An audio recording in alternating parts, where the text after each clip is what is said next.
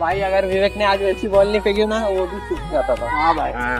भाई मैं क्या बोलता हूँ, ये संडे तो हो गया, नेक्स्ट संडे का प्लान बनाओ ना। हाँ भाई सोचते तो मजा आता है। मजा आता है खेलने मजा में। तो आ रहा है। अरे प्रीत, किधर है इतने दिन से? इधर आ, इधर आ। यार भाई आज कितने दिनों बाद मिला है। क्रिकेट का प्लान बना और सबको मेरे सामने आज फोन लगा। लगा फोन लगा।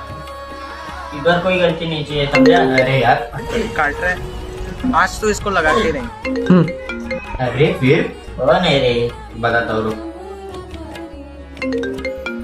हेलो, तेरे को समझ में नहीं आ रहा है भाई? तेरा फोन कब से काट रहा हूँ मैं, मेरा इंपॉर्टेंट गेम चल रहा है। मत बुला कर मुझे बाहर खेलने तू, ठीक है? अब नहीं आऊंगा मैं बाहर खेलने, मुझे बाहर खेलना नहीं पसंद है। मत बुला कर मुझे बाहर खेलने तू, ठीक है? अब नहीं आऊंगा मैं बाहर खेलने, मुझे बाहर खेलना नहीं पसंद है। क्या हम इन मोबाइल गेम्स के लिए बाहर के खेल खेलना भूल जाएंगे?